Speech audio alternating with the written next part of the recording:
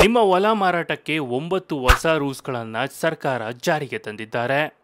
ಸ್ವಂತ ಜಮೀನು ಇದ್ದವರು ತಪ್ಪದೆ ಈ ವಿಡಿಯೋವನ್ನು ನೋಡಲೇಬೇಕು. ನೋಂದಣಿ ಬಳಿಕ 90 ದಿನದಲ್ಲಿ ರದ್ದಾಗಬಹುದು.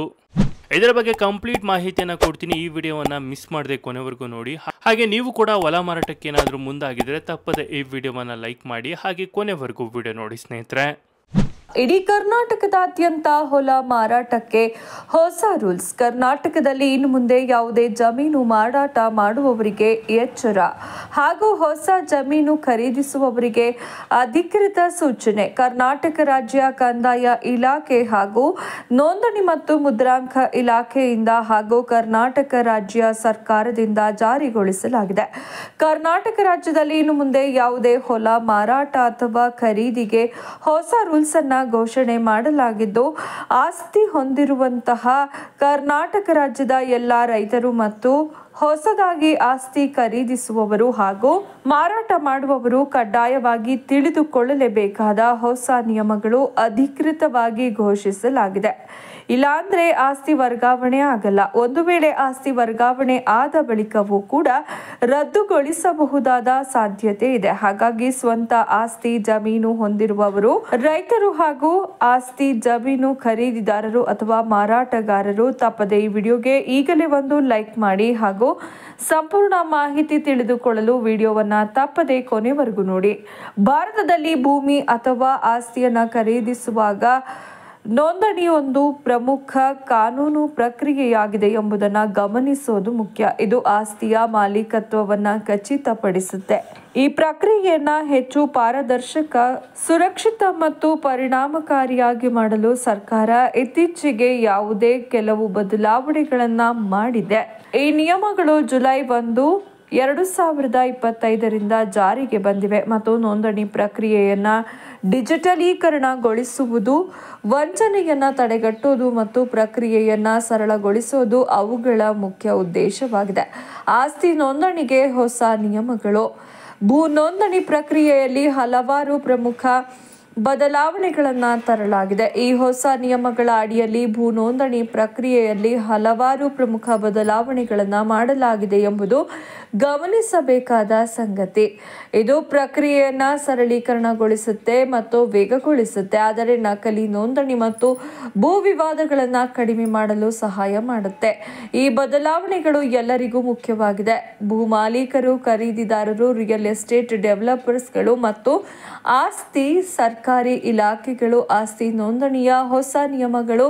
ಭೂ ನೋಂದಣಿಯ ಹೊಸ ನಿಯಮಗಳ ಪರಿಚಯ. ಹೊಸ ಭೂ ನೋಂದಣಿ ನಿಯಮಗಳು 2025 ಆಸ್ತಿ ನೋಂದಣಿ ಪ್ರಕ್ರಿಯೆಯನ್ನ ವೇಗವಾಗಿ, ಹೆಚ್ಚು ಸುರಕ್ಷಿತ ಮತ್ತು ಹೆಚ್ಚು ಪಾರದರ್ಶಕವಾಗಿಸುವ ಗುರಿಯನ್ನ ಹೊಂದಿವೆ ಎಂಬುದು ಗಮನಿಸಬೇಕಾದ ಸಂಗತಿ. ಈ ನಿಯಮಗಳು ಜುಲೈ 1, 2025 ದೇಶದಾದ್ಯಂತ ಜಾರಿಗೆ ಬಂದಿವೆ. ವಂಚನೆ ಮತ್ತು ಭ್ರಷ್ಟಾಚಾರವನ್ನ ಕಡಿಮೆ ಮಾಡಲು ಸರ್ಕಾರ ಭೂ ನೋಂದಣಿಯನ್ನ ಸಂಪೂರ್ಣವಾಗಿ ಡಿಜಿಟಲ್ ಮಾಡುವ ಗುರಿಯನ್ನ ಹೊಂದಿದೆ.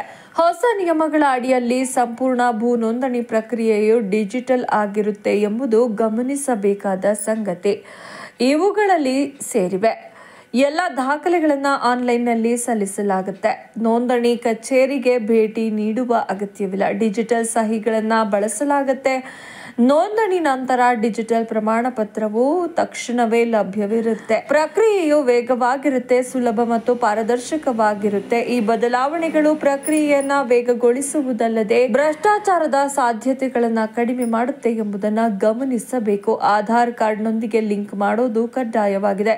ಹೊಸ ನಿಯಮಗಳ ಪ್ರಕಾರ ಭೂ ನೋಂದಣಿಯನ್ನ ಆಧಾರ್ ಕಾರ್ಡ್ನೊಂದಿಗೆ ಲಿಂಕ್ ಮಾಡೋದು ಕಡ್ಡಾಯವಾಗಿದೆ ಎಂಬುದನ್ನು ಗಮನಿಸಬೇಕೆಂದು ಈ ಕೆಳಗಿನ ಪ್ರಯೋಜನಗಳನ್ನ ಇದು ಸಹ ಹೊಂದಿದೆ. ಬಯೋಮೆಟ್ರಿಕ್ ಪರಿಶೀಲನೆಯ ಮೂಲಕ ವಂಚನೆಯನ್ನ ತಡೆಯಬಹುದು. ಆಸ್ತಿ ದಾಖಲೆಗಳನ್ನ ಆಧಾರ್ನೊಂದಿಗೆ ಲಿಂಕ್ ಮಾಡಲಾಗುತ್ತೆ. ಬೇನಾಮಿ ಆಸ್ತಿಯನ್ನ ಗುರುತಿಸುವುದು ಮತ್ತು ಟ್ರ್ಯಾಕ್ ಮಾಡೋದು ಸುಲಭವಾಗುತ್ತೆ. ನೋಂದಣಿಯ ವಿಡಿಯೋ ರೆಕಾರ್ಡಿಂಗ್. ನೋಂದಣಿ ಪ್ರಕ್ರಿಯೆಯು ವಿಡಿಯೋ ರೆಕಾರ್ಡಿಂಗ್ ಅನ್ನ ಕಡ್ಡಾಯಗೊಳಿಸಲಾಗುತ್ತೆ. ಪರಿಣಾಮವಾಗಿ ಪ್ರಕ್ರಿಯೆಯ ಪಾರದರ್ಶಕತೆ ಹೆಚ್ಚಾಗುತ್ತೆ. ಯಾವುದೇ ವಿವಾದದ ಸಂದರ್ಭದಲ್ಲಿ ಇದು ಸಾಕ್ಷಿಯಾಗಿ ಕಾರ್ಯನಿರ್ವಹಿಸುತ್ತೆ. ಯಾವುದೇ ಒತ್ತಡ ಅಥವಾ ಬಲವಂತವು ನೋಂದಣಿಯನ್ನ ಮುಚ್ಚುತ್ತೆ ಎಂಬುದನ್ನು ಗಮನಿಸುವುದು ಮುಖ್ಯ. ಆನ್ಲೈನ್ನಲ್ಲಿ ಶುಲ್ಕ ಪಾವತಿ ಎಲ್ಲ ನೋಂದಣಿ ಶುಲ್ಕಗಳು ಮತ್ತು ತೆರಿಗೆಗಳನ್ನು ಆನ್ಲೈನ್ನಲ್ಲಿ ಪಾವತಿಸಲಾಗುತ್ತೆ ಎಂಬುದನ್ನು ಗಮನಿಸೋದು ಮುಖ್ಯ. ಪರಿಣಾಮವಾಗಿ ನಗದು ವಹಿವಾಟುಗಳು ಕಡಿಮೆಯಾಗುತ್ತೆ. ಪಾವತಿ ಪ್ರಕ್ರಿಯೆಯು ಪಾರದರ್ಶಕ ಮತ್ತು ಸುರಕ್ಷಿತವಾಗಿದೆ. ಸಮಯ ಮತ್ತು ಶ್ರಮವನ್ನು ಉಳಿಸಲಾಗುತ್ತೆ. ಹೊಸ ನಿಯಮಗಳೊಂದಿಗೆ ಭೂ ನೋಂದಣಿಯನ್ನು ರದ್ದುಗೊಳಿಸುವ ಪ್ರಕ್ರಿಯೆಯಲ್ಲಿ ಬದಲಾವಣೆಯನ್ನ ಮಾಡಲಾಗಿದೆ ಎಂಬುದನ್ನು ಗಮನಿಸಬೇಕು. ಹೆಚ್ಚಿನ ರಾಜ್ಯಗಳಲ್ಲಿ ನೋಂದಣಿಯನ್ನು ರದ್ದುಗೊಳಿಸುವ ಸಮಯ ಮಿತಿಯನ್ನ 90 ದಿನಗಳವರೆಗೆ ನಿಗದಿಪಡಿಸಲಾಗಿದೆ. ನೋಂದಣಿಯನ್ನು ರದ್ದುಗೊಳಿಸಲು ಮಾನ್ಯ ಕಾರಣಗಳಿರಬೇಕು. ಅವುಗಳೆಂದರೆ ಅಕ್ರಮ ನೋಂದಣಿ, ಹಣಕಾಸಿನ ಕಾರಣಗಳು, ಕುಟುಂಬ ಆಕ್ಷೇಪಣೆಗಳು. ನೋಂದಣಿಯನ್ನು ರದ್ದುಗೊಳಿಸಲು ನಗರ ಪ್ರದೇಶದಲ್ಲಿ ಪುರಸಭೆ ಅಥವಾ ನೋಂದಣಿ ಇಲಾಖೆ ಕಚೇರಿಯನ್ನು ಸಂಪರ್ಕಿಸಿ. ಗ್ರಾಮೀಣ ಪ್ರದೇಶಗಳಲ್ಲಿ ತಹಶೀಲ್ದಾರ್ ಕಚೇರಿಯನ್ನು ಸಂಪರ್ಕಿಸಿ. ಆಕ್ಷೇಪಣಾ ಪತ್ರ, ಇತ್ತೀಚಿನ ನೋಂದಣಿ ದಾಖಲೆಗಳು ಮತ್ತು ಗುರುತಿನ ಪುರಾವೆ ಸೇರಿದಂತೆ ಅಗತ್ಯ ದಾಖಲೆಗಳನ್ನು ಸಲ್ಲಿಸಿ. ಕೆಲವು ರಾಜ್ಯಗಳಲ್ಲಿ ಆನ್ಲೈನ್ ನೋಂದಣಿಯನ್ನು ರದ್ದುಗೊಳಿಸುವ ಸೌಲಭ್ಯವನ್ನು ಸಹ ಪ್ರಾರಂಭಿಸಲಾಗಿದೆ. ಅಗತ್ಯವಿರುವ ದಾಖಲೆಗಳು ಮತ್ತು ಕಾರ್ಯವಿಧಾನವನ್ನು ತಿಳಿದುಕೊಳ್ಳಿ. ಭೂ ನೋಂದಣಿಗೆ ಈ ಕೆಳಗಿನ ದಾಖಲೆಗಳು ಅಗತ್ಯವಿದೆ ಎಂಬುದನ್ನು ಗಮನಿಸುವುದು ಮುಖ್ಯ.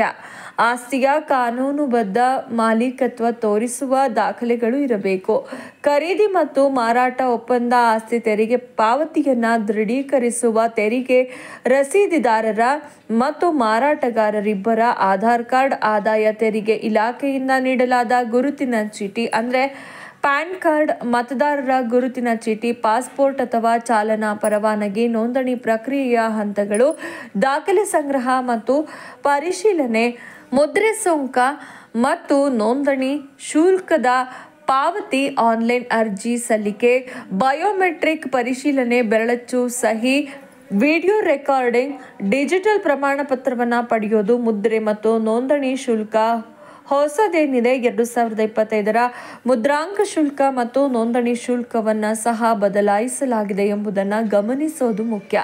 ಮುದ್ರಾಂಕ ಸುಂಕ ದರಗಳು: ರೂಪಾಯಿ 20 ಲಕ್ಷದವರೆಗೆ 2%, 21 ಲಕ್ಷದಿಂದ 45 ಲಕ್ಷದವರೆಗೆ 3%, 1000ದಿಂದ 45 ಲಕ್ಷದವರೆಗೆ 5%. ಹೆಚ್ಚುವರಿ ಶುಲ್ಕಗಳು: ಸೆಸ್ 10%, ಗ್ರಾಮೀಣ ಪ್ರದೇಶಗಳನ್ನು ಹೊರತುಪಡಿಸಿ.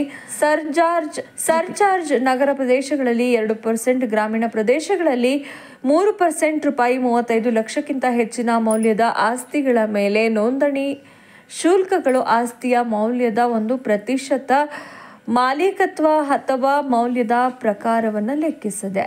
ನೋಡಿದ್ರಲ್ಲ ಸ್ನೇಹಿತರೆ, ಯಾವೆಲ್ಲ ಹೊಲ ಮಾರಾಟಕ್ಕೆ 9 ರೂಲ್ಸ್ಗಳನ್ನು ಸರ್ಕಾರ ಜಾರಿಗೆ ತಂದಿದ್ದಾರೆ ಅಂತ. ಈ ಬಗ್ಗೆ ನೀವೇನು ಹೇಳ್ತೀರಾ? ನಿಮ್ಮ ಅನಿಸಿಕೆ ಅಭಿಪ್ರಾಯಗಳನ್ನು ನಮಗೆ ಕಮೆಂಟ್ ಮೂಲಕ ತಿಳಿಸಿ. ಹಾಗೆ ಯಾರೆಲ್ಲ ಹೊಲ ಜಮೀನು ಮಾರಬೇಕು ಅಂತ ನಿಂತಿದ್ದಾರೆ ಅಂಥವರಿಗೆ ಈ ವಿಡಿಯೋವನ್ನು ಮರೆಯದೇ ಶೇರ್ ಮಾಡಿ. ಅವ್ರಿಗೂ ಕೂಡ ಈ ಮಾಹಿತಿ ತಲುಪಲಿ. ಇಲ್ಲಿವರೆಗೂ ವಿಡಿಯೋ ನೋಡಿದ್ದಕ್ಕೆ ಧನ್ಯವಾದಗಳು. ಶುಭ ದಿನ.